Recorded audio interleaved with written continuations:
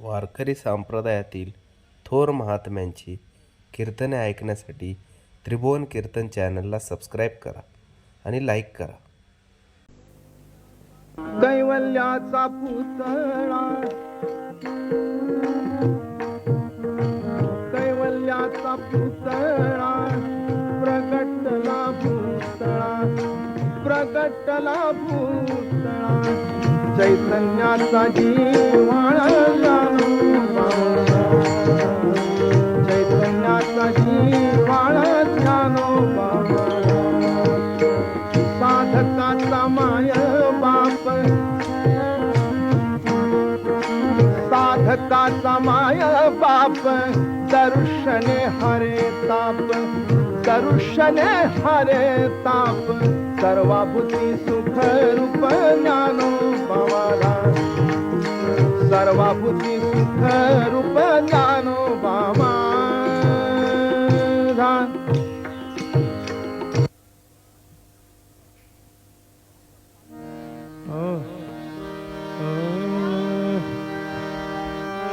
देवाची द्वारी उभा क्षण भरी, तेणे मुक्तीचारी साधी, तेणे मुक्तीचारी साधियेला, तेणे मुक्तीचारी साधियेला. हरी मुखे म्हणा, हरी मुखे म्हणा. पुण्याची गणना कोण करी, पुण्याची गणना कोण करी, पुण्याची गणना कोण करी. आसोनी संसारी जुवे वेगुकरी, वेदशास्त्र उभारी बाया सदा, वेदशास्त्र उभारी बाया सदा, वेदशास्त्र उभारी बाया सदा. हरी मुखे म्हणा, हरी मुखे म्हणा. पुण्याची गणना कोण करी, पुण्याची गणना कोण करी, पुण्याची गणना कोण करी. ज्ञानदेव म्हणे व्यासाची आखुणा, द्वारकेचा राणा पांडवा घरी, द्वारकेचा राणा पांडवा घरी, द्वारकेचा राणा पांडवा घरी. हरी मुखे म्हणा, हरी मुखे म्हणा. हरी मुखे म्हणा, हरी मुखे म्हणा. हरी मुखे म्हणा, हरी मुखे म्हणा. पुण्याची गणना कोण करी, पुण्याची गणना कोण करी, पुण्याची गणना कोण करी. पुंडलिकावरदे हरी विठ्ठल. श्री ज्ञानदेव तुकाराम ज्ञानेश्वर महाराज की जय. सद्गुरु दादा महाराज महाराज की जय.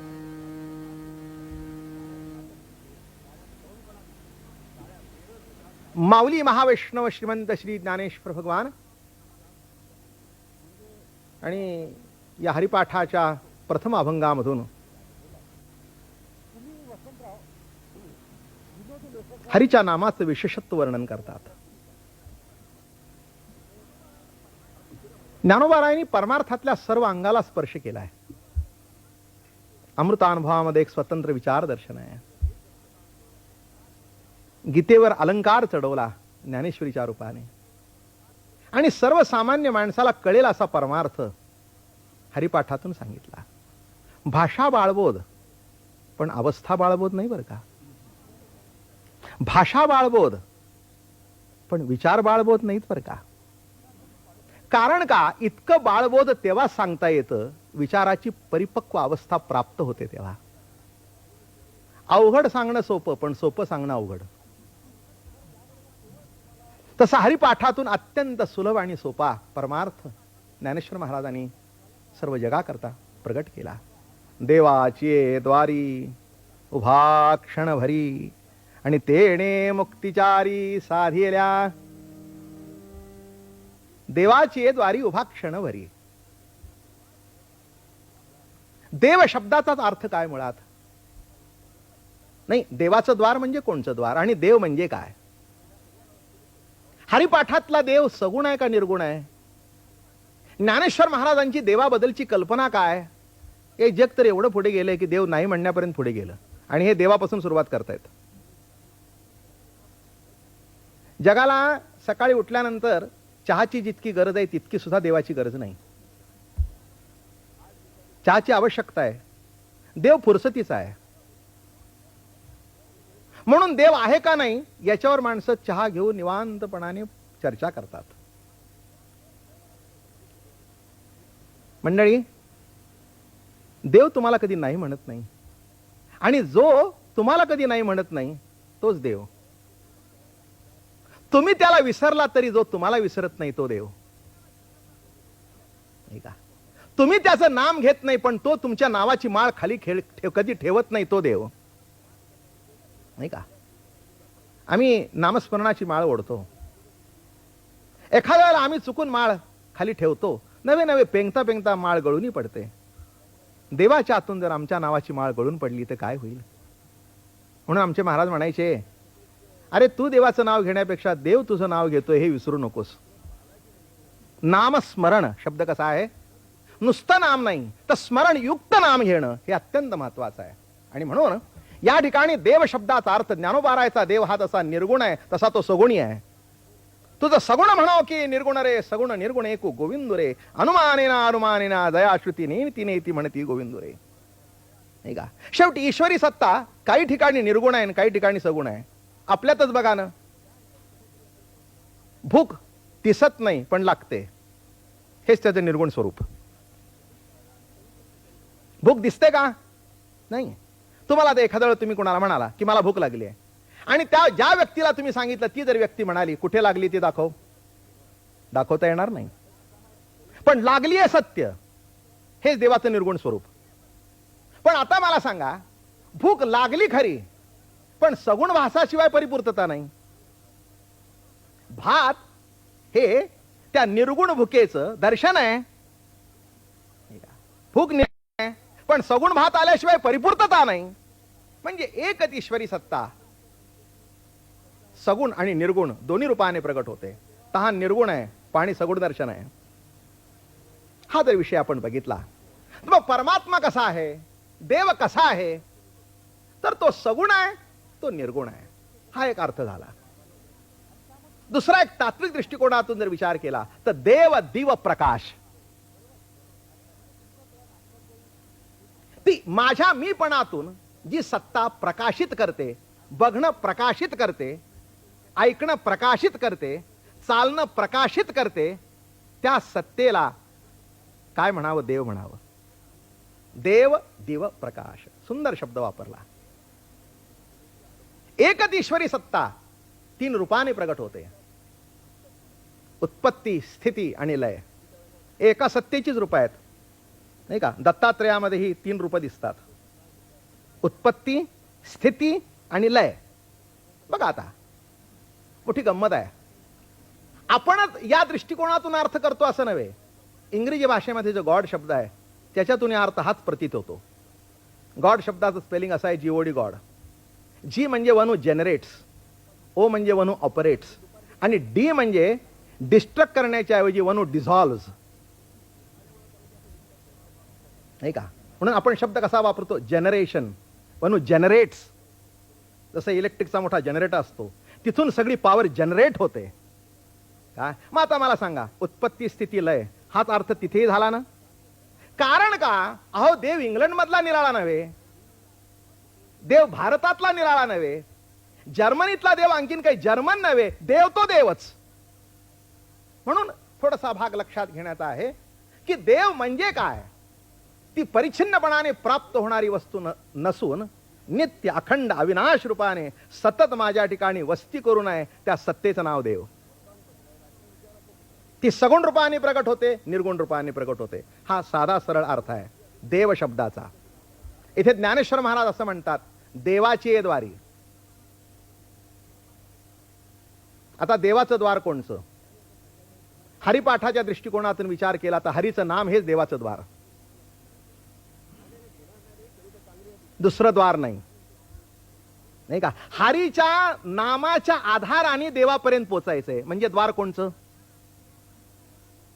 नाही का? द्वारातून आपण आज जातो, तसं हरिनामाच्या आधाराने, हरिनामातून, दारातून, तसं हरिनामातून प्रवेश कुठे व्हायचा आहे? आणि म्हणून या ठिकाणी ज्ञानेश्वर महाराजांना जो द्वार अभिप्रेत आहे ते नाम हेच द्वार आहे, हरीचं नाम हेच द्वार आहे. म्हणून देवाची द्वारी उभा क्षणभरी. किती वेळ उभा राहा? माणसं म्हणतील अहो क्षणभर उभं राहून जमतं का कुठे? शेवटी आयुष्य क्षणाचंच आहे, नाही का? किती आयुष्य तुमच्या हातात आहे? मागचा क्षण संपलेला आहे, पुढचा येईल की नाही ठाऊक नाही, जगताय तो एक क्षणच. विचार करून बघितलं तर आपल्या लक्षात येईल एका क्षणापेक्षा जास्ती आपल्या हातात काही नाही. मागचा संपलाय ना, संपलाय. पुढचा येणार याची शाश्वती आहे का? क्षणभंगूर नाही भरवसा, तुकोबाराय म्हणतात. वारे सावध तोडा माया आशा. ज्ञानोबारायांना ज्ञानेश्वरीची विचारलं, महाराज तुमचं काय मत आहे? ते म्हणाले, मासी पाख पाखडे तव हेची सरे. अरे माशीने पंख वर करू दे खाली करू दे, इतपत आयुष्य आहे की नाही सांगता येत नाही. म्हणून आपल्याला बाहेर गेलेली माणसं घरात आली नाही तर काळजी वाटते. काळजी वाटण्याचं कारण काय? कुणाला माहित काय झालं, म्हणजे निश्चिंती सांगता येत नाही. याचा अर्थ असा आहे की शेवटी आहे तो क्षणच आपल्या हातात आहे. आणि मला असं वाटतं शेवटी जे जीवनामध्ये घडतं ते एका क्षणातच घडतं, नाही का? विचार करून बघा की पाटील होते ती भोसले झाली एका क्षणातच, जोशी होती ती लिमे झाली एका क्षणातच, नाही का? अहो एका क्षणात लग्नाची तयारी वर्षभर, पण घडलं ते एका क्षणातच. शुभमंगल सावधान, एका क्षणात. नुसतं इकडची तिकडे जाऊन उभी राहिल्याबरोबर येताना मंडपात जोशी म्हणून आली आणि एका क्षणात लिमय झाली. येताना पाटील म्हणून आली, जाताना भोसले म्हणून गेली. किती मिनिटात? किती मिनिटात नव्हे, एका सेकंदात. जन्म एका सेकंदातच आणि मृत्यू, नाही का? पुढच्या क्षणाला मृत्यू येईल की नाही ठाऊक नाही. त्या क्षणाला आल्यानंतर आपण म्हणतो ते गेले, पण किती वेळात? एका क्षणात. म्हणून मला असं वाटतं एका क्षणाला अतिशय महत्व आहे. या 18-12 मादारी मोटके निमिषभरी दे तुझाय. ज्ञानेश्वरी मध्ये ज्ञानोबाराय म्हणाले, अरे अर्जुना जास्ती उपासना करू नकोस, एक क्षण. अहो 24 तास देवा पुढे पुजारी होऊन उभं राहण्यापेक्षा एक क्षणभर भक्त होऊन उभं राहावं ना, नाही का? भक्त शब्दाचा अर्थ जो विभक्त नव्हे तो भक्त नाही. भक्त शब्दाचा अर्थ तरी काय? जो विभक्त आहे तो भक्त का? नव्हे. जो विभक्त नव्हे तो भक्त. देवाला वंदन करत असताना जर देवापासून तो परिच्छिन्न असेल, जर विभक्त असेल तर त्याला भक्त कसा म्हणावा? त्या क्षणभर असा तो वाकला की तिथे तो देव आणि तो परिच्छिन्न राहिला नाही. मी तू ते तू माते अशी अवस्था घडली. भोगीसी आईते वाढेल सुख. मी तू ते तू माते, कशी शब्द आहे बघा. हे असं सुरू झालं, इकडून तिकडे तिकडून इथे. मग आता मला सांगा, देव शब्दाची व्याख्या, द्वार शब्दाची व्याख्या आणि शेवटी क्षणभरी. जास्ती करूनच नका परमार्थ करावा, तो थोडा परमार्थ करावा. एखाद्याच्या घरी गेल्यानंतर 25 प्रकार करण्यापेक्षा एकच धड करावं. तसं योग करतोय, जप करतोय, ध्यान करतोय, धारणा करतोय आणि एक धड नाही. ज्ञानेश्वर महाराजांनी अत्यंत सुटसुटीत आणि सोपा परमार्थ सांगितला. देवाची द्वारी उभा क्षणभरी, जास्ती नाही, एक क्षण ओरा, बाद झालं काम. एका क्षणात तुझं संपूर्ण जीवन पालटून जाईल. आई एका क्षणात झाली, हा बाप एका क्षणात झाला, आजोबा एका क्षणात झाला, आजी एका क्षणात झाली, आत्या एका क्षणात झाली. एका क्षणाभोवती केवढं विश्व प्रगट झालं बघा, नाही का? म्हणून घटका पळे मुहूर्त किती वाजून किती मिनिटांनी आणि किती सेकंदांनी. एका क्षणामध्ये कितीचा जन्म झाला. एका क्षणामध्ये 15-20 माणसं जन्माला आली. काय आत्या, काय काय आजोबा, काय आजीबाई, एका क्षणात. काय आई, काय बाबा, काय काका, काय मामा, काय मामी, एक क्षण. मग एका क्षणामध्ये जर एवढ्यांचा जन्म होतो नाही का, एक क्षण किती महत्वाचा आहे बघा. आणि परमार्थामध्ये जो साक्षात्कार होतो ना शेवटी, तोही एका क्षणातच. वीज चमकावी अशी, वीज चमकावी अशी अवस्था प्रगट होते नाही का. वीजच आहे ही.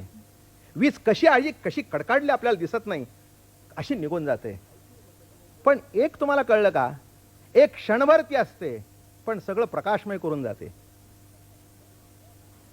काय तसं जीवनामध्ये प्रभू प्रेमाचा एक क्षण ज्या वेळेला निर्माण होतो तेव्हा आपलं संपूर्ण जीवन पालटतं. आणि हे ज्ञानोबारायाला प्रतीती आहे, अनुभूती आहे. म्हणून सांगतायत जास्ती नको देवाची द्वारी उभा क्षणभरी.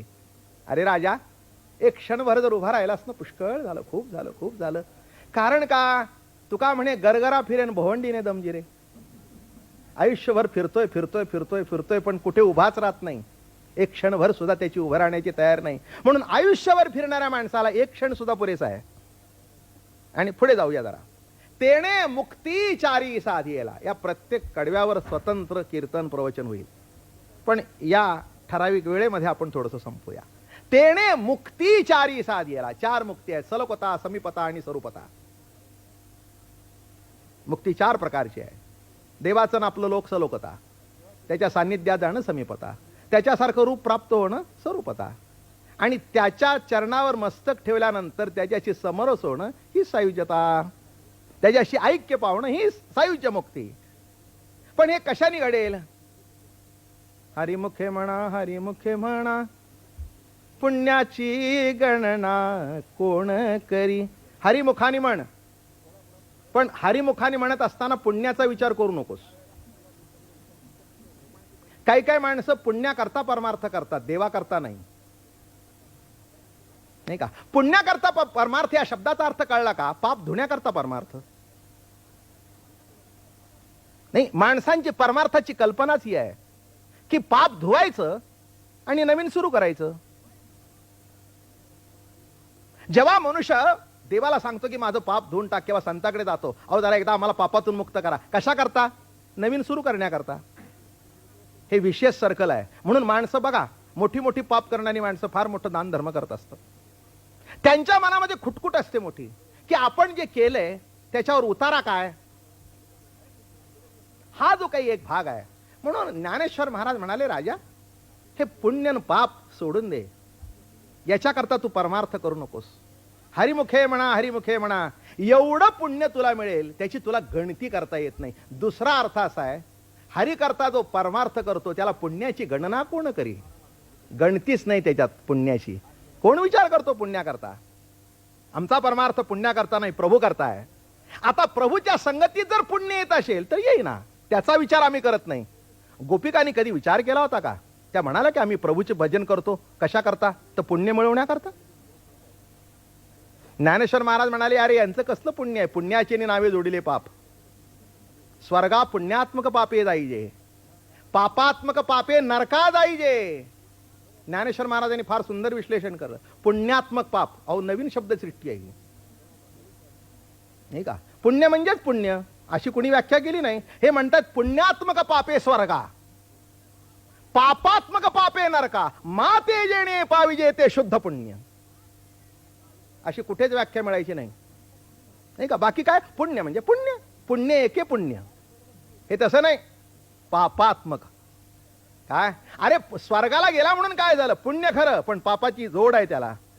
कारण अपेक्षा अप्सरेची आहे, अपेक्षा इंद्रपदाची आहे, माझी नाही. पुण्यात्मक पाप फक्त यज्ञ करून मिळालं म्हणून पुण्य.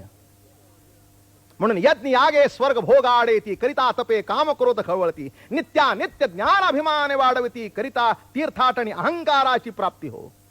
अरे कसलं पुण्य घेऊन बसलास? मग पापात्मक पाप नरक, मग शुद्ध पुण्य कोणचं? माते जेणे पाविजे ते शुद्ध पुण्य. म्हणून महाराज म्हणतात, हरिमुखे म्हणा, हरिमुखे म्हणा.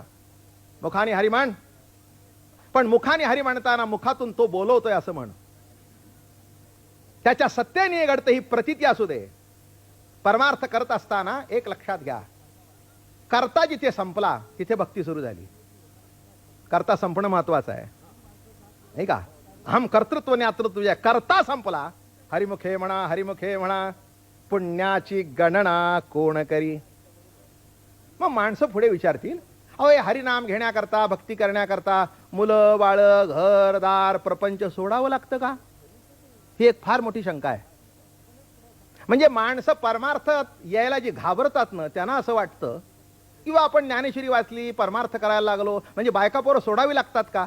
ज्ञानेश्वर महाराजांनी पहिलंच सांगितलंय, असोनी संसारी जिव्हे वेगू करी. असोनी नाही, इथेच तर याच्यातलं वर्म आहे, नाही का? अहो कसं टाकता येतं? घरदार ओखटे तेजू म्हणशी तरी शरीरा एवढे दाड. का सांडीशी ग्राश्रम, का सांडीशी कुळीचे धर्म, का सांडीशी प्रश्न विचारला ग्राश्रम. अरे का कशा करता सोडतोस? सोडून कुठे जातोस? वनात. सकळ सांडोनी वना गेला, वना वनिताची चिंतू लागला. अरे तो त्याग बाधकत्व असी आला, उलथोनी पडला परिग्रही. तुला काय वाटतं? घरातून बाहेर पडला म्हणजे संसार सुटला. अरे मनातला कुठला सुटलाय? मनातला गेला का? हो, अरण्यामध्ये जाऊन बसला, तिथे बायको आठवली, तिथे पोरबाळ आठवली, म्हणजे संसार बरोबर आहे. आणि एक सांगू का, ज्याला पोट आहे त्याला संसार आहे. दुसरा अर्थ नाही का? अहो ज्याला पोट आहे त्याला संसार आहे. दुपारी 12 वाजले की नाही झोळी घेऊन फिरावंच लागतं, गत्यंतर नाही. आणि संध्याकाळी भीक मागता येत नाही म्हणून ती साठवून ठेवणं हा संसार नाही. सकाळी जेव्हा भिक्षेला बाहेर पडतो तेव्हा 2 वेळची जमा करतो. मी म्हटलं एवढं का साठवलं? नाही म्हणले, संध्याकाळी पुन्हा कोण भिक्षा वाढणार? मग आत्ताच्या 2-3 भाकरी, संध्याकाळच्या 2-3 भाकरी, मग तुम्ही झाकून ठेवता. म्हणजे मागे काहीतरी ठेवणं हा संसार. हा तर संसार सगळेच करतात. म्हणून ज्ञानेश्वर महाराज म्हणतायत, संसार नाही म्हणून संसारात पडण्यापेक्षा असोनी संसार, असोनी, असोनी, असोनी, असोनी. किती मजेशीर शब्द, असोनी. काही बिघडत नाही, काही बिघडत नाही. हो, कॉलेराचं इंजेक्शन घेऊन पंढरीची वारी करायला हरकत नाही, तसं नामस्मरण घेऊन संसारात राहायला हरकत नाही.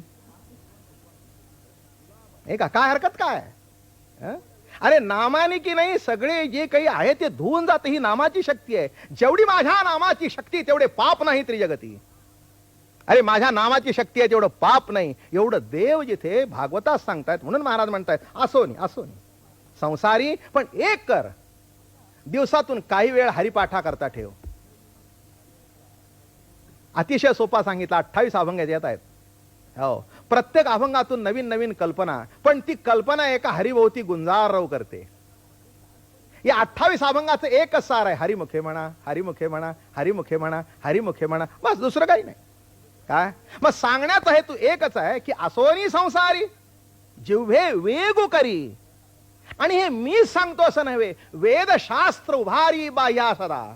अरे वेदशास्त्र हात वर करून सांगतायत की सर्व जे सार आहे वेद अनंत बोलिला, अर्थ तुकाची साधला. आणि विठोबाशी शरण जावे, निज निष्ठा नाम गावे, निज निष्ठा नाम गावे. वेद काही निराळ सांगत नाहीत. शेवटी ज्ञानोबाराय म्हणाले, ज्ञानदेव म्हणे व्यासाची आखुणे, आणि द्वारकेचे राणे पांडवा घरी. तुम्हाला आम्ही खूण सांगतो म्हणाले, व्यासाची खूण सांगतो. द्वारकेचा राणा भेटावा जर वाटत असेल तर भक्ताच्या घरीच तो असतो, इतराच्या घरी नाही. नाही का?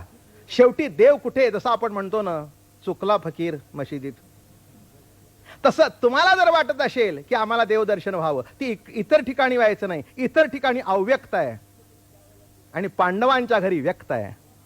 म्हणून ज्ञानदेव म्हणे व्यासाची आखुणा. आणि हे मी सांगत नाही, अहो व्यास सांगतायत. व्यास सांगतायत द्वारकेचा राणा कुठे आहे? द्वारकेचा राणा खरा, पण पांडवा घरी. म्हणून देवकीने वाहिला, यशोदेने पाळीला, आणि शेखी उपयोगा गेला पांडवासी. हो, म्हणजे जन्म दिला एकाने, वाढला एकीकडे, आणि शेवटी उपयोगी पडला एकीकडे. आणि म्हणून शेवटचं गोडवं मोठं कौतुकाने सांगतायत, हरिमुखे म्हणा, हरिमुखे म्हणा. बस हेच गोडवं आहे.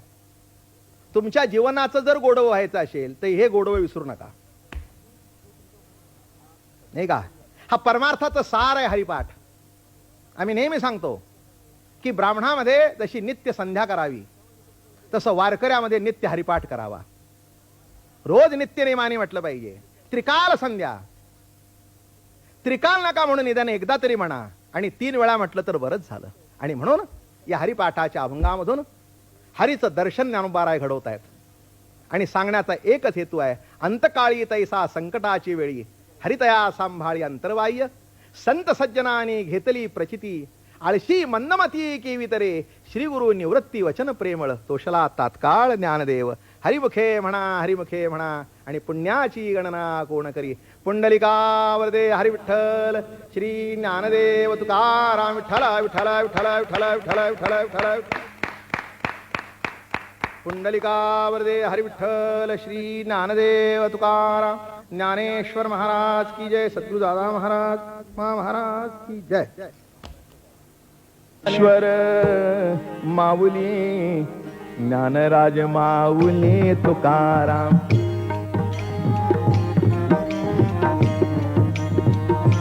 महाराज ज्ञानेश्वर माऊली ज्ञानराज माऊली तुकाराम.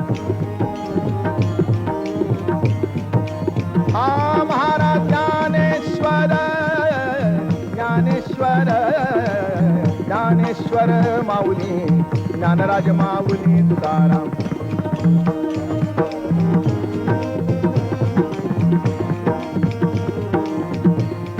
हा महाराज ज्ञानेश्वर माऊली ज्ञानराज माऊली तुकाराम. महाराज ज्ञानेश्वर माऊली ज्ञानराज माऊली तुकाराम. महाराज ज्ञानेश्वर ज्ञानेश्वर ज्ञानेश्वर माऊली ज्ञानराज माऊली तुकाराम.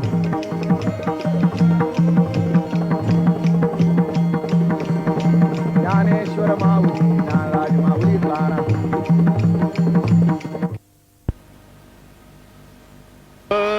कैवल्याचा पुतळा कैवल्याचा पुतळा प्रगटला भूतळा प्रगटला भूतळा. चैतन्याचा जीवाळा चैतन्याचा जीवाळा ज्ञानोबा. साधकाचा माय बाप साधकाचा माय बाप. दर्शने हरे ताप दर्शने हरे ताप. सर्वाभूती सुख रूप ज्ञानोबा. सर्वाभूती सुख रूप ज्ञानोबा.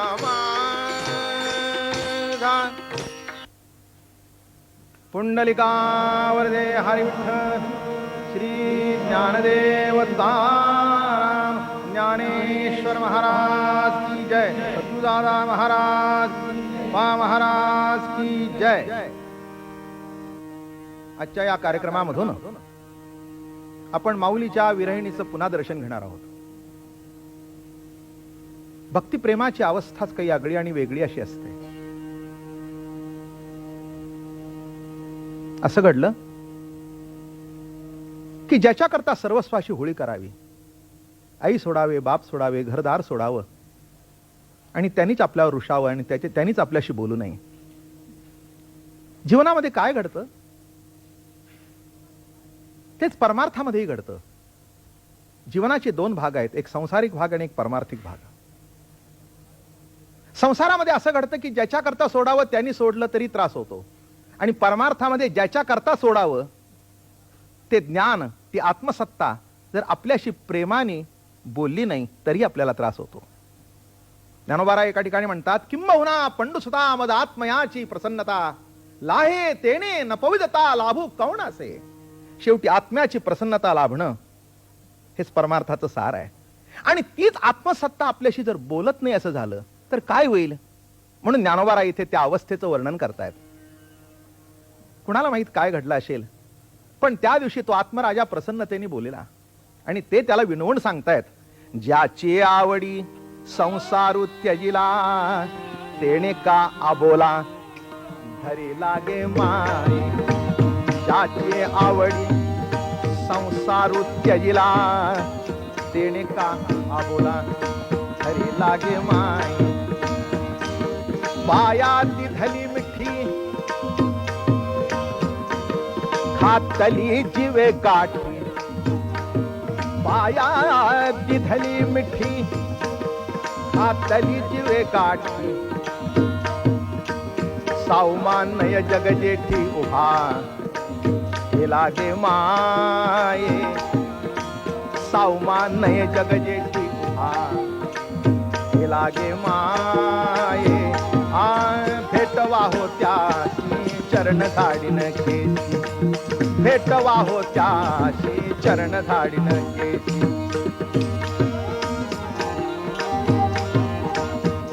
याच्यासारखं जीवनामध्ये दुसरं दुःख नाही. ज्ञानोबारायांनी केवढा मोठा जीवनामध्ये त्याग केला. त्या त्यागाचं जर रूप बघितलं तर अंगावर काटा उभा राहतो. आई वडिलांना देहांत प्रायश्चित्त, ज्ञानियांचा राजा, पण अवस्था काय बघा. आणि जेव्हा त्या विरहामध्ये बसू लागले अशी अवस्था निर्माण झाली. बोले ना तो. आणि मग त्या अवस्थेतून जे विरहिणी बाहेर पडली ती विरहिणी आहे. भेटवा होत्याशी चरण झाडीन केशी. मग ती आपल्या सखीला सांगते जे कोणी मला त्याला भेटवेल हो त्याचे चरण मी माझ्या केसांनी झाडीन. हीच भक्तीची एक परमोच्च अवस्था आहे. भेटवा होत्याशी चरण झाडीन केशी सगुण रूपाशी निओ फाळली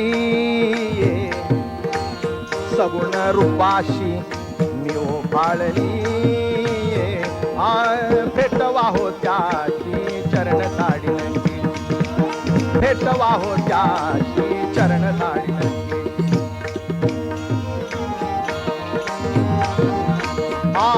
क्षेमा लागी जीव उताविळ माझा. त्याला आलिंगन देण्याकरता त्या जीवीच्या जीवलगाला कडकडून भेटण्याकरता माझा जीव असा तिळतिळ तुटतोय. खरंच आहे पांडुरंगच खरा पती आहे नाही का. जीवाचा मालक कोण. लौकिक दृष्टिकोनातून जे पती होतात ते येतात जातात, पण खऱ्या अर्थाने मालक हाच, खऱ्या अर्थाने पती हाच. म्हणून ज्ञानेश्वरी मध्ये सुद्धा ज्ञानोबाराय म्हणाले तो वल्लभा मी कांतुबाई सापडी. तो भक्त कोण आहे वल्लभा आणि मी कांत. मग त्या दृष्टिकोनातून ज्ञानोबारायची विरहिणी चालू आहे.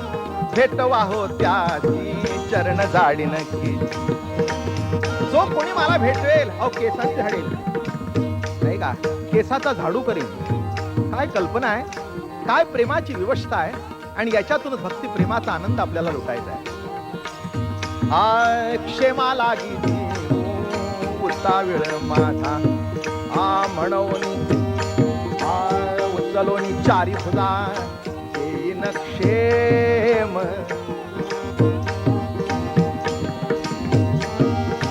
उचलोनी चारी फुला येईन क्षेम. गुण्या गुणे का हो रुसला गोवळू. काय झालं कुणाला माहित. का तू माझ्यावर रुसला काही कळलं नाही. हो रोजचं नामस्मरण चालू आहे, रोजचं चिंतन चालू आहे, रोजची उपासना चालू आहे. त्याच्या सेवेमध्ये मी कुठे काही कमी केलं नाही, पण काय घडलं कुणाला माहित. कोण्या गुणे का हो रुसला गोवळू. सुखाचा चावळू मजशी न करी ओ माये. अहो बघितलं तरी रागात, अंगावरून गेलं तरी रागात, एखादा शब्द बोलला तरी रागात. सुखाचा चावळू मजशी न करी ओ माये. असं वाटतं एकदा तरी त्यांनी प्रेमाने हाक मारावी. अरे ज्ञानराजा नाही का, प्रत्येक स्त्रीला असं वाटतं नाही का की मालकाने एकदा तरी प्रेमाने हाक मारावी. आणि तो रुसल्यानंतर संसार सुखाचा वाटत नाही. असं वाटतं जीव द्यावं. काय करावं. एवढा संसार परिपूर्ण आहे. ज्याच्या करता आई बाप सोडून आले तोच जर बोलत नसेल तो उपयोग काय. आणि म्हणून त्या अवस्थेतून ज्ञानोबाराय बोलतायत सुखाचा चावळू मजशी न करी हो माये. भेटवा होत्याशी चरण झाडीन केशी. भेटवा होत्याशी ऐसे अवस्थेचे पिसे लावियले कैसे. ऐसे अवस्थेचे पिसे लावियले कैसे. चित्त चित्त नेले आपणी आय सरिसे गे माये, चित्त नेले आपणी आय सरिसे गे माये, बाप रखुमा देवी वरे लावियले पिसे, बाप रखुमा देवी वरे लावियले पिसे, करुणी ठेविले आपणी आय सगे माये,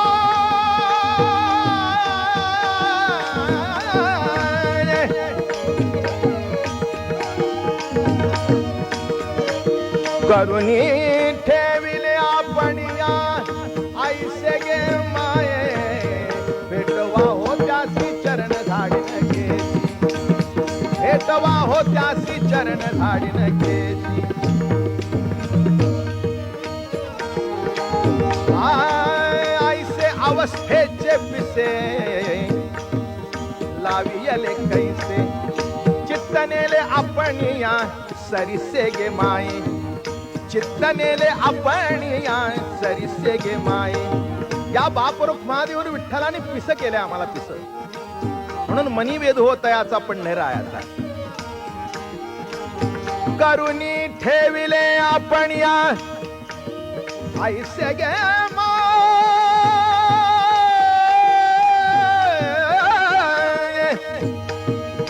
करुणी ठेविले आपण आईसे गे माये, भेटवा हो त्यासी चरण धाडिन केसी, भेटवा हो त्यासी चरण धाडिन केसी, सगुण रूपासी निवो भाळली ये, सगुण रूपाशी निवो भाळली ये, भेटवा हो त्यासी चरण धाडिन केसी, भेटवा हो त्यासी चरण धाडिन केसी, चरण धाडिन केसी, चरण धाडिन केसी.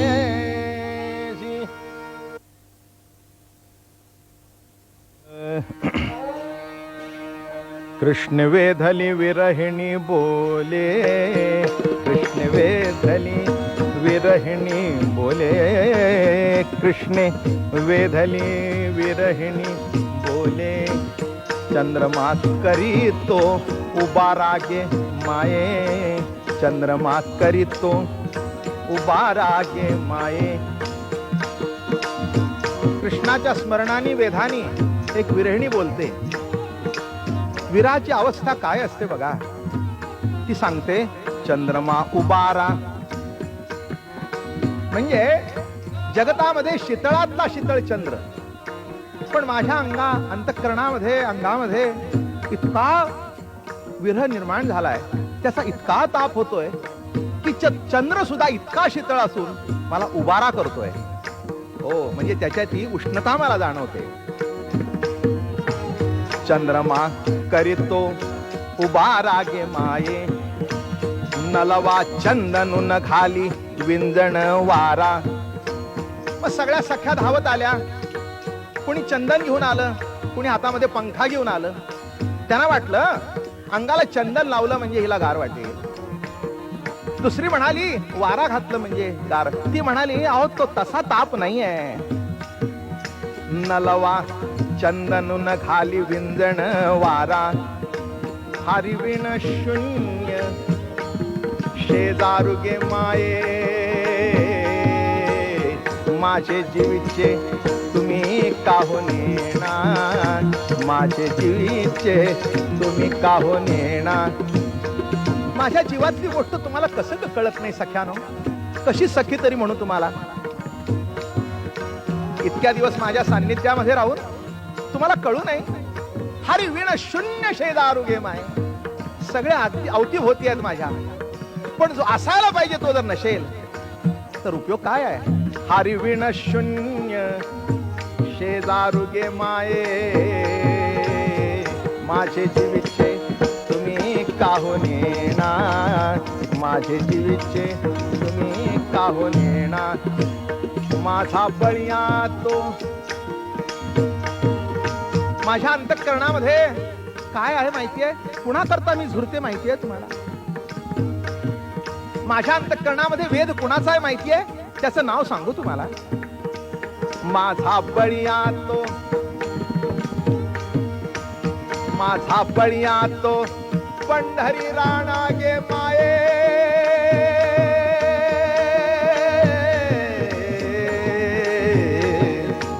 माझा बणिया तो माझा बणिया तो माझा बणिया तो पंढरी राणा गे माये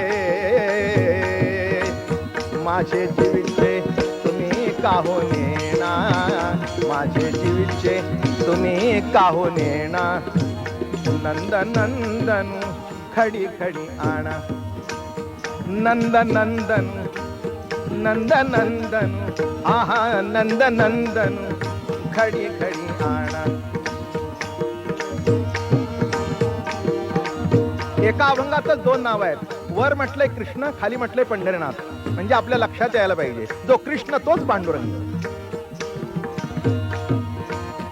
नंद नंदनु खडी खडी आणा आ नंद नंदनु किती वेळा घडी घडी घडी घडी पुन्हा पुन्हा नंद नंदनु खडी खडी आणा दयाविण न वाचती प्राण माई दयाविण न वाचती प्राण माई बापर देवी वरू विठ्ठलू गोविंदू बापर देवी वरू विठ्ठलू गोविंदू अमृत पान गे माये अमृत पान गे माझा जर प्राण वाचायचा असेल तर हे जगातलं अमृत उपयोगाचं नाही जे काळ कुटाचे सहोदर आणि मृत्यू भेणे प्याले अमर तरी देहाचे पुरंदर 14 जाती त्या अमृताचा उपयोग नाही आता इथे अमृतपान कोण अमृतपान नंद नंद हो त्याचा सहवास त्याचे शब्द अमृत पान अमृतपान गे माये माझे जीविचे तुम्ही काहून नेना माझे जीविचे तुम्ही काहून नेना नंद नंदनु खडी खडी आणा नंद नंदनु नंद नंदनु खडी खडी आणा दयाविण न वाचती प्राण माये दयाविण न वाचती प्राण माये बापर देवी वरू विठ्ठलू गोविंदू अमृतबा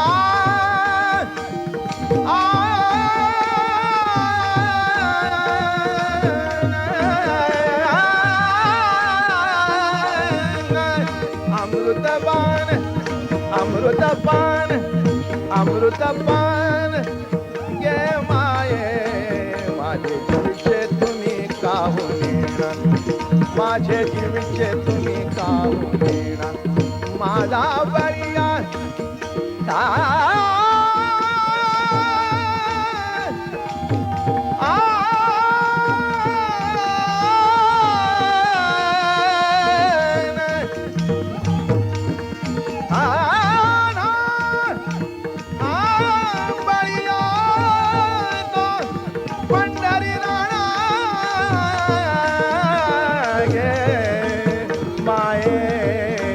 माझे जीविचे तुम्ही काहून माझे जीविचे तुम्ही काहून नेना तुम्ही काहून नेना तुम्ही काहून नेना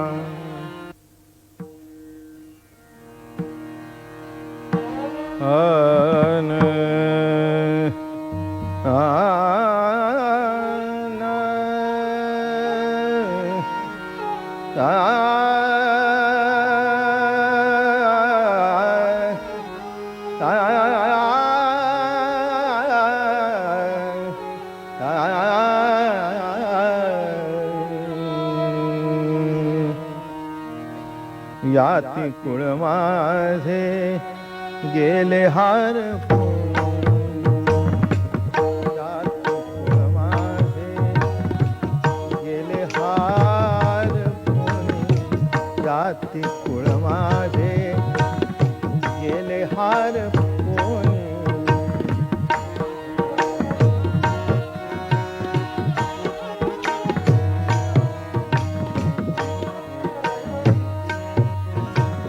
गेले हार याती कुळ माझे गेले हरपून. परमार्थाच्या अवस्थेमध्ये भक्ती प्रेमामध्ये एकदा आपण रंगून गेल्यानंतर तिथे याती कुळ हा प्रश्नच येत नाही. ज्ञानेश्वरीमध्ये महाराज म्हणाले, कुळ जाती वर्ण हे आघवेचे अप्रमाण. जाती व्यक्ती पडे बिंदुले, जेव्हा भावे मद होती मिनले, जैसे लवण कवण घातले सागरा माझी. विशिष्ट अवस्थेमध्ये कुळ जात हा प्रश्न पडतो, पण भक्तीच्या प्रदेशामध्ये प्रवेश केल्यानंतर तिथे हा प्रश्नच शिल्लक राहत नाही. याती कुळ माझे गेले हार कोणी, याती कुळ माझे गेले हार कोणी. श्रीरंगा वाचुनी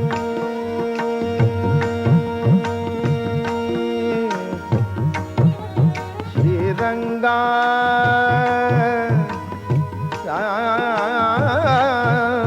वाचुनी आणून नेणे. अहो, जिकडे पाहावा तिकडे तोच जर दिसतो तर कुठे याती कुठे कुळ, नाही का? विशिष्ट अवस्थेमध्येच असतं. मी ब्राह्मण आहे, मी क्षत्रिय आहे, मी वैश्य आहे, मी शूद्र आहे. ज्ञानोबारायांनी या वारकरी संप्रदायाच्या पीठावर सगळ्या जाती जमाती एकत्रित केल्या या भूमिकेतून. श्रीरंगा वाचोनी आणू नेणे. आता आणू इतकाही कुठे परिच्छिन्नता भासत नाही. श्रीरंगा वाचोनी आणून येणे. किती ओ शिकवाल मज वेळोवे, किती ओ शिकवाल मज वेळोवे. मी तव गोवळा. काय झालं? घरातली सगळी मंडळी सांगू लागली, हे काही बरोबर नाही. तसं ज्ञानोबाराच्या बाबतीत असं घडलं, अरे हे बरोबर आहे का? अहो, तुम्ही कुठले, ते कुठले, तुम्ही कोणत्या कुळामध्ये जन्माला आलेले, त्यांचं कुळ काय, कुणाशी सहवास करता, कुणाशी संगत करता? ते म्हणाले, मला याच्यातलं काही कळत नाही. किती व शिकवाल. आता मी शिकवण्याच्या पलीकडे गेले. किती व शिकवाल, किती व शिकवाल मज वेळोवेळा. मी तव गोवळा रातनिये. मी तव गोवळा रातनिये. मी तव गोवळा गोवळा गोवळा. गो इंद्रिय वळवतो तो गोवळ. मी तव गोवळा. आता रतही झाले त्याच्याशी, आता काय राहिलं? मी तव गोवळा रातली. किती व शिकवाल मज वेळोवेळा. किती व शिकवाल मज वेळोवेळा. अष्टभोग भोगणे माते नाही चाड.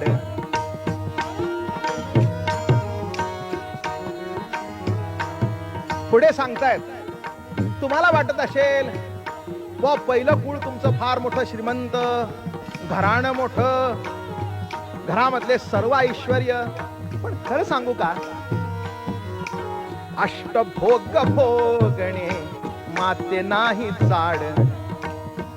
अष्टभोग कोणते म्हटलं तर अनेक सुवासिक पदार्थ, नाना प्रकारची भारी वस्त्र, उत्तम उत्तम गायन, त्रयोदश गुणी विडा, षडरस भोजन, उत्कृष्ट पुष्पशय्या आणि सुवासिक पुष्पमाला, हे अष्टभोग आहे. अष्टभोग भोगणे माते नाही चाड. अष्टभोग भोगणे माते नाही ताड. अहो हे अष्टभोग आहेत आणि तो जर नसेल ते अष्टभोगाला करता काय? अष्टभोग भोगणे माते नाही ताड.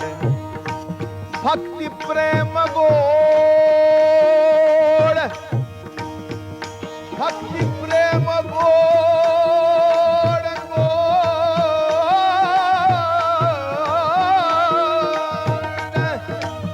भक्ती प्रेम गोड गोड.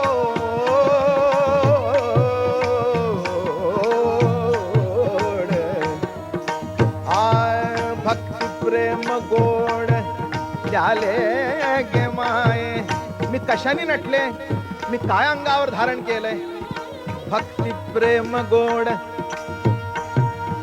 भक्ती प्रेम गोड, भक्ती प्रेम गोड ल्याले गे माय.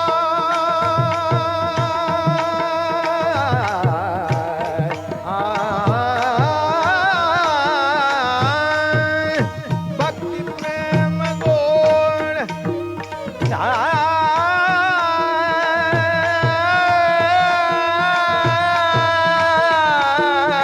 गोड, भक्ती प्रेम गोड ल्याले गे माये. किती व शिकवाल मज वेळोवेळा, किती व शिकवाल मज वेळोवेळा. बाप रखुमा देवी वरून जीवीचा जिव्हाळा. कोण जीवीचा जिव्हाळा? काही केली या वेगळा. काही जरी केलं तरी जो सोडून जात नाही तो जीवीचा जिव्हाळा. काही केली या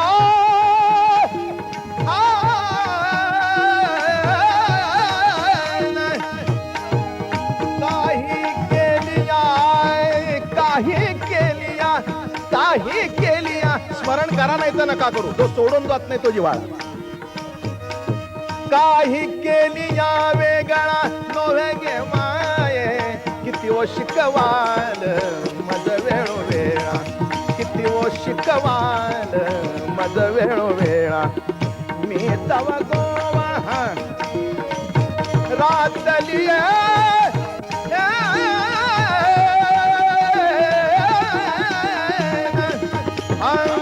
तव गोवळा गोवळा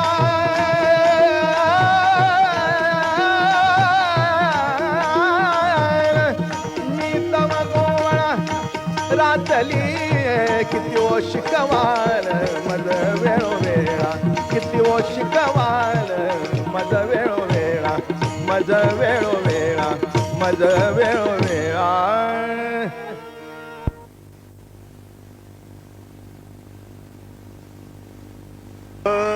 कैवल्याचा पुतळा,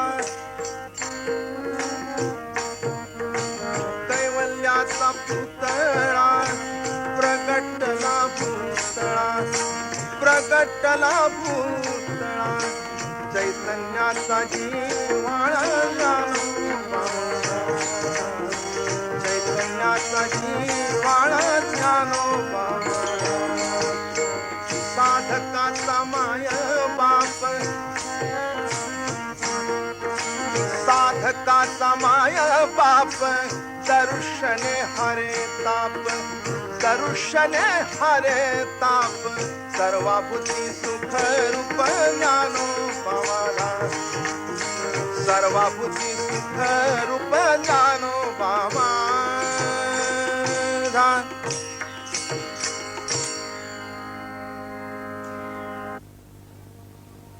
ओम नमो ज्ञानेश्वरा. करुणाकरा दयाळा. तुमचा अनुग्रह लाधलो, पावन झालो चराचरी. मी कळा कुसरी काहीच नेणे, बोलतो वचने अतिभाविका. तुमचा अनुग्रह लाधलो, पावन झालो चराचरी. एका जनार्दनी तुमचा दास,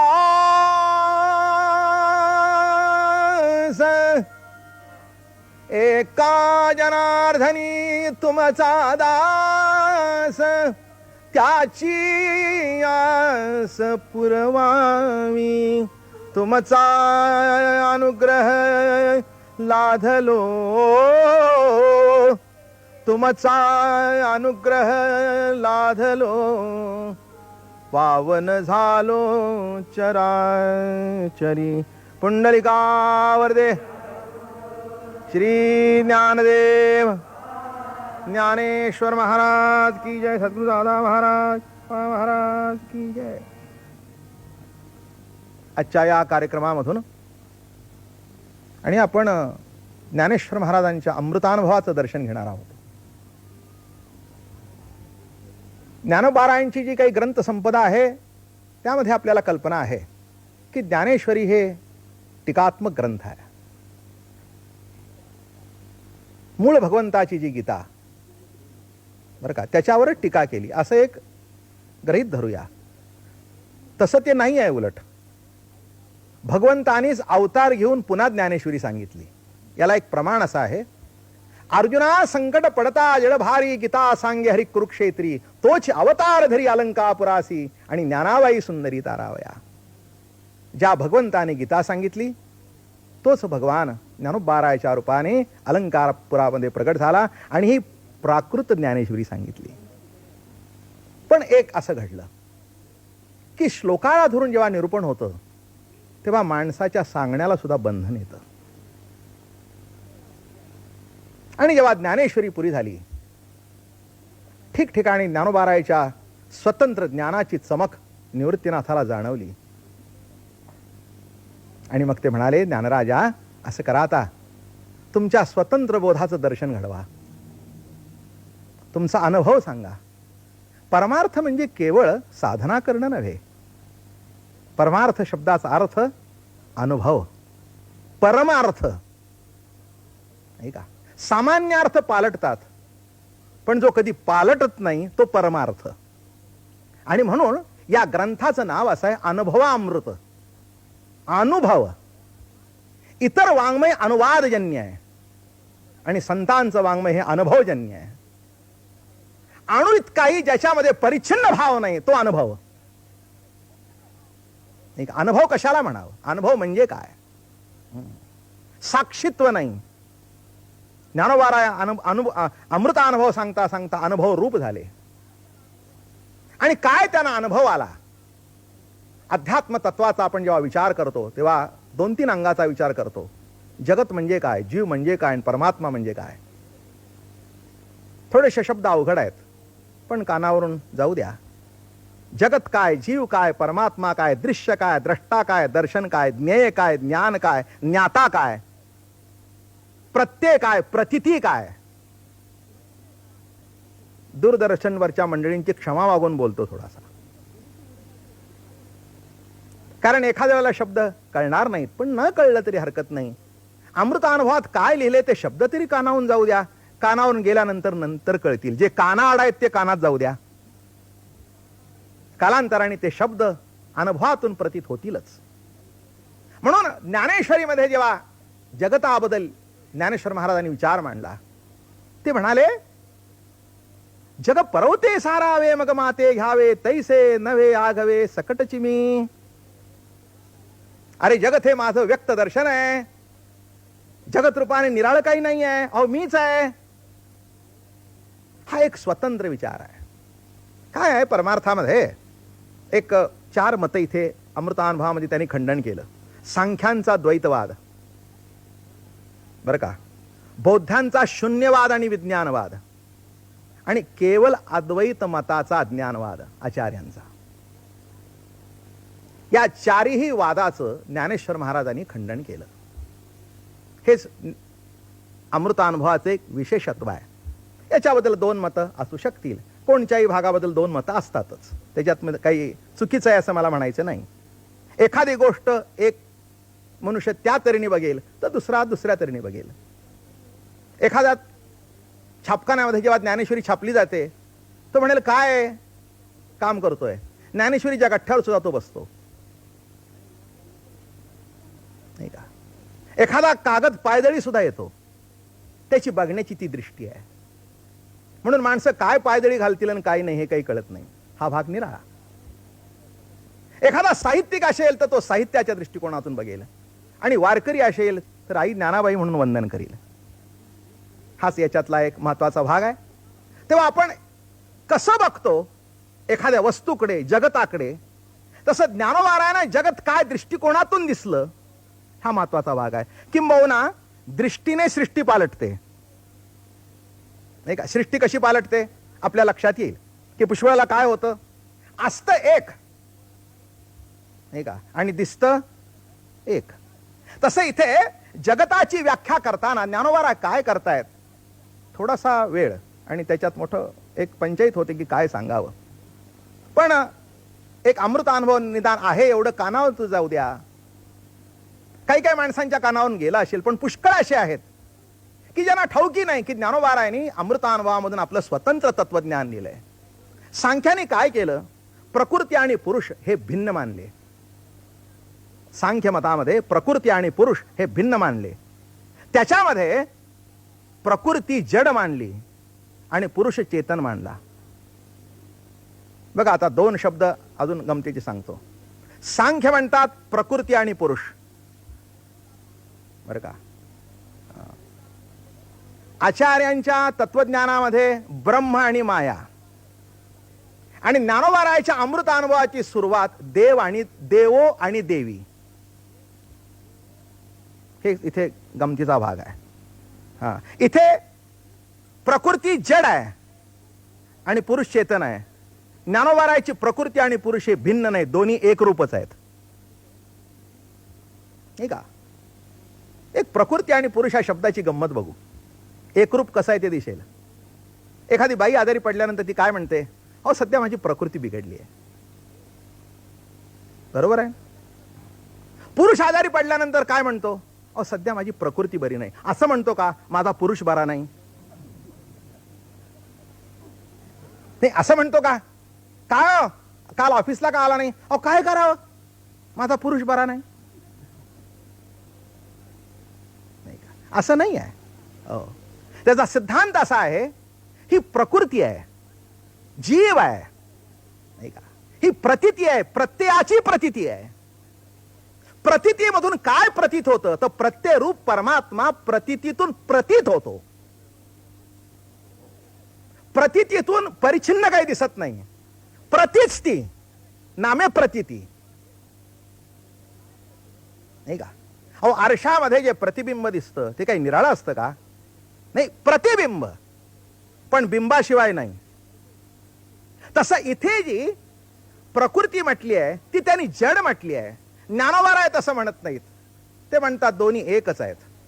किंबहुना त्या परमात्म्याला एकाएकी नरमते अशी जी श्रुती म्हणते, त्याला एकट्याला करमत नव्हतं. एकलेन कंठवे म्हणून या येणे केली निर्माण 14ही भुवने. अहो एकट्याला करमत नव्हतं. तुम्हाला सुद्धा घरात एकटे असल्यानंतर करमतं का, नाही सांगा की. एकटे तुम्ही असता तेव्हा करमतं का, नाही करमत, नाही का. त्यातल्या त्यात वय झाल्यानंतर, मुलं आपापल्या कामाला गेल्यानंतर कसं वाटतं, लहानपणी सतत मुलं अंगावर खांद्यावर, मग जरा उदास वाटतं. तसं परमात्म्याला उदास वाटलं. हो, तो म्हणाला आता मी एकटा मी आहे, काय करू आणि काय करू, बरं का. आणि त्या संकल्पातून जे निर्माण झालं ते जगत. एकाएकी नरमते म्हणजे रमणं तेच दर्शन. म्हणून जगत म्हणजे मायाबिया म्हणू नका, प्रभूचं ते रमणं आहे, प्रभूचं ते रमणं आहे. म्हणून आचार्यांच्या तत्वज्ञानामध्ये मायावादामध्ये असं म्हटलंय, माया ही ब्रह्माची उपाधी. हे उपाधी म्हणत नाहीत. ज्ञानेश्वर महाराज मायेला उपाधी म्हणायला तयार नाहीत. ते म्हणतात हे त्याचंच दर्शन आहे, एकच 2 रूपांनी प्रगट झालंय. एकच ईश्वरी सत्ता 2 रूपांनी प्रगट झालेली आहे.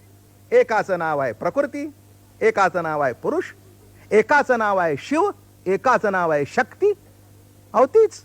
आता अजून एक मुद्दा महत्वाचा सांगतो. ज्ञानोबा राय हे नाथ संप्रदायाचे. नाथ संप्रदायाच्या विचारसरणीमध्ये माया मानलेली नाही.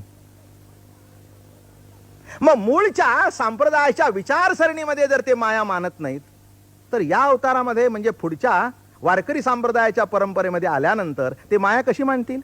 म्हणून ते चिदविलास त्यांनी मांडलाय. म्हणजे ज्ञानाचा विलास आहे. हे जगत म्हणजे ज्ञानाचं दर्शन आहे. म्हणून या ठिकाणी म्हणतात जग असं की वस्तुप्रभा. एक सत्ता आपली आवड परिच्छिन्नपणाने भोगत आहे. प्रियोच्ची प्राणेश्वरी. पहिली ओवी कुठे आहे? ऐसिये निरुपाधिके जगाची जिये जनके मिया वंदिली मुळिके देवो देवी. मागच्या प्रवचनामध्ये सहज एक निर्देश केला होता या ओवीचा. इथे जरा विस्तृत सांगतो, काय विस्तार करून सांगतो. मोठी गंमत आहे ओवीची. देव आणि देवी दोन्ही निरुपाधिक. इथे इतरांच्या ठिकाणी देवी उपाधी, इथे यांची उपाधी नाही. कारण का? ती आत्मसत्ताच त्या रूपाने नटलेली आहे. उपाधी कशी होईल? नाही का? अहो हातात पिशवी घेतली तर उपाधी. आपल्या हाताचं कधी आपल्याला वजन होत नाही, नाही का? हातात पिशवी, हो बरोबर आहे, उपाधी होते. म्हणून आपण म्हणतो जरा मला मदत करता हो, जरा फार वजन झालं. असं म्हणता का? जरा हात घ्या माझा. काय कारण? हात परिच्छिन्न नाही, नाही का? हात परिच्छिन्न नाही. तसं प्रकृती ही परमात्म्याहून परिच्छिन्न नाही. पण काय आहे, तो आवड आपली अशी भोगतो. प्रियोच्ची प्राणेश्वरी उलथे आवडीची सरोवरी आणि चारुस्थळी एक हरी एक अंगाचा. उलथी आवड. एखाद्या समारंभामध्ये काय घडतं माहितीये का तुम्हाला? मोठी मजा घडते. त्या बाईचे मालक काही आलेले नसतात आणि लग्न समारंभाला एकटी ती बाई येते. सगळ्यांच्या परिचित असते. ही येते ती डाग डागिणे, शालूच अंगावर 3-4 हजाराचा, गोट काय, पाटल्या काय, नथ काय, अमकं काय, तमकं काय. आणि अशी एखादी सजलेली व्यक्ती आल्यानंतर स्वाभाविक माणसाचा स्वभाव आहे, लक्ष जातं. मग एका माणसाने बघितलं, अहो ते बघितले का? अहो कोण? अहो कळलं नाही का तुम्हाला? अहो आपल्या वामनरावांची मंडळी. अरे वा, सध्या वामनरावांची परिस्थिती बरी झालेली दिसते. कळलं का? आहे पत्नी, बोलतायत वामनराव बरोबर, बोलतायत वामनराव बदल. कारण का? अहो ती दिसते, मग त्याच्याबद्दल का बोलावं? त्यांना माहिती आहे हे जे काही ऐश्वर आहे ते वामनरावचं आहे. वामनराव तिथे अदृश्य आहेत, लग्नात आलेले नाहीत. वामनराव तिथे अदृश्य आहेत. पण दृश्य स्त्रीकडून जर वामनरावचं ऐश्वर कळतं, तसं दृश्य जगतामधून प्रभूचं ऐश्वर का कळू नये? नाही का? दृश्य जगतातून कोण नटलंय सांगा ना मला, कुणाचं दर्शन आहे? नाही का? मग त्या बाईच्या दागिन्यामधून, तिच्या ऐश्वर्यामधून वा. अहो आम्ही बघितलं, अहो 15 वर्षापूर्वी काही नव्हतं. म्हणजे ती विसरली, चर्चा सुरू झाली वामनरावची. तसं परमार्थिक चर्चेमधून संसार मांडायचा पण विसरायचा आणि चर्चा त्याची करायची. ती विसरली, कुठच्या कुठे जाऊन. अहो आम्हाला माहिती आहे, अहो 10 बाय 10च्या खोलीमध्ये राहत होते, नाही का? तशी ही 10 बाय 10चीच खोली आहे, नाही का? अहो 10 बाय 10च्या खोलीमध्ये राहत होते, काही नव्हतं. पण 15-20 वर्षामध्ये काय घडलं अहो बघा, कल्पना करवत नाही. आम्हाला माहिती आहे लग्नामध्ये काही नव्हतं आणि आज अहो 1.5-2 शेराचे दागिने. काय वामनराव, काय वामनराव, काय श्रीहरी, काय श्रीहरी. काय तसं जगतातल्या वस्तू वस्तूमधून श्रीहरीचं दर्शन आहे. अरे अथंग समुद्र बघितला की प्रभूचं ऐश्वर दिसतं. बघायचा समुद्र आणि प्रचिती भोगायची श्रीहरीची. श्रीहरीची हाच परमार्थ आहे, नाही का? हाच परमार्थ आहे. अरे आकाशाकडे बघितलं, त्याचं ऐश्वर बघितलं ना असं वाटलं, प्रभू राया अरे किती रे दिवे. एक दिवा आणताना आमचे नाके न होतात घरात. तुझ्या विश्वामध्ये किती रे दिवे पेटलेले आहेत. किंबहुना तुझे दिवे नाही, तूच दिव्याच्या रूपाने आहेस. प्रियोच्ची प्राणेश्वरी उलथी आवडी. अजून सांगतो उलथी आवडी. एक दृष्टांत असा देतो की काय होतं, लहानपणापासून काही काही गोष्टी आपल्याला कराव्याशा वाटतात, पण आई वडिलांच्या धाकामुळे त्या करता येत नाहीत. एखाद्या मुलीला जर असं वाटत असलं की नाही, जरा थोडासा फ्रॉक नीट घालावा, चांगला, शोभतं का तुला, असा फ्रॉक घालतेस काय, हे असा नाही घ्यायचा, मी म्हणतो तसं घे. मुलाला असं वाटलं जरा एखादी ते सेलरची कॅप करावी, जरा ते काय काय ते काहीतरी आपलं काहीतरी कपडे करायचे, काय नाही, एकदा घातलं की ते कुठेतरी कोपऱ्यात जाऊन पडतं. दिवाळीचं म्हणून आपल्या शाळेचेच कपडे घ्या.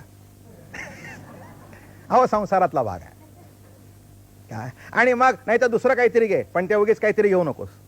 पण काय होतं, ही जी लहानपणची आवड असते ती मनात राहून जाते,